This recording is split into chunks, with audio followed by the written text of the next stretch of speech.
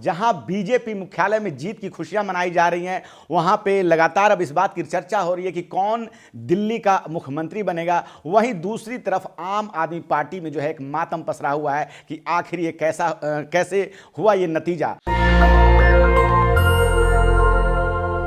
नमस्कार, आप देख रहे हैं नेशनल दस्तक और मैं हूं रंजय कुमार। जहां बीजेपी मुख्यालय में जीत की खुशियां मनाई जा रही हैं, वहां पे लगातार अब इस बात की चर्चा हो रही है कि कौन दिल्ली का मुख्यमंत्री बनेगा। वहीं दूसरी तरफ आम आदमी पार्टी में जो है एक मातम पसरा हुआ है कि आखिर ये कैसे हुआ ये नतीजा, क्योंकि पार्टी में किसी को इस बात का अंदाजा नहीं था कि इस बार दिल्ली चुनाव में उन्हें 40 सीटों का नुकसान होने जा रहा है। क्या है वो वजह जिसके कारण जो आम आदमी पार्टी को ये 40 सीटों का नुकसान झेलना पड़ा।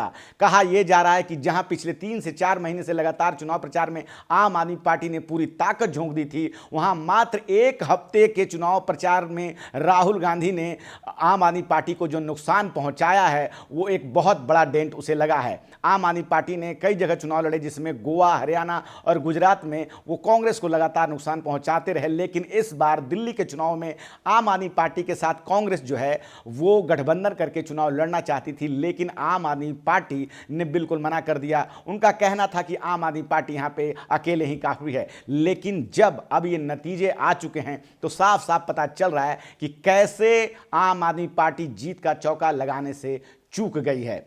पिछले कई चुनावों से लगातार जो है बीजेपी का जो वोट परसेंट था वो 38% से 40% के बीच रुका हुआ था, लेकिन इस बार के चुनाव में सीधे से सीधे उसने 7.5% का वोटों का उछाल, उसके वोट शेयर के उछाल आए और वो 45.6% वोट के साथ सबसे ज़्यादा आगे रहे। आम आदमी पार्टी जो है इस बार 55 से सीधे जो है वो लगभग 10% वोटों का उनको नुकसान हुआ है। इस बार वो सीधे सीधे 53 से 43% के आसपास, 53 से जो है 43% के आसपास उनका वोट आंकड़ा आ गया। और यहीं कांग्रेस जो है वो 4% से लेकर अब उनका जो वोट शेयर है वो 6% आ गया। तो 2% का इजाफा जो है वो कांग्रेस के वोट शेयर में भी हुआ। तो ये जो सारी वजह हैं ये कहीं ना कहीं आम आदमी पार्टी के नुकसान के लिए जो है एक जिम्मेवार कारण रहे। हम देखते हैं कि किस प्रकार से 65 सीटों पर जो है आम आदमी पार्टी को वोट शेयर का जो है उसको सीधे सीधे नुकसान हुआ है। उसमें से जो है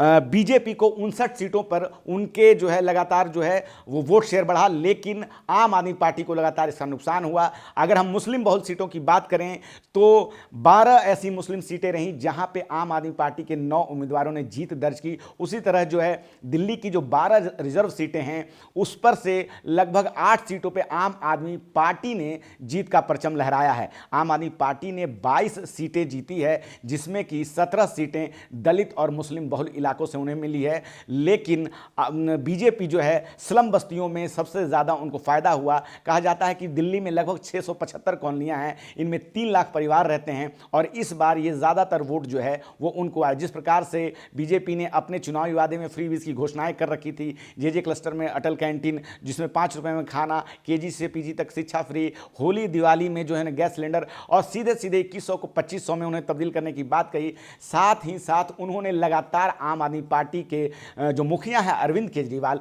उनके इमेज को कहीं ना कहीं लगातार वो पिछले 5 साल से लगातार डेंट करने की कोशिश कर रहे थे। 5 साल क्या, पिछले 10 सालों से लगातार बीजेपी ने इस पे काम किया और आज जाकर बीजेपी को 27 साल बाद जो है उनका वनवास जो है दिल्ली में खत्म हुआ। 27 सालों बाद 1993 से 98 के दौरान आम आदमी पार्टी बीजेपी की सरकार जो है दिल्ली में थी, और 1998 में जब प्याज के दाम अचानक काफ़ी ज़्यादा बढ़ गए उसके कारण बीजेपी की सरकार चली गई और उसके बाद दिल्ली में कांग्रेस ने लगातार 15 साल तक शासन किया।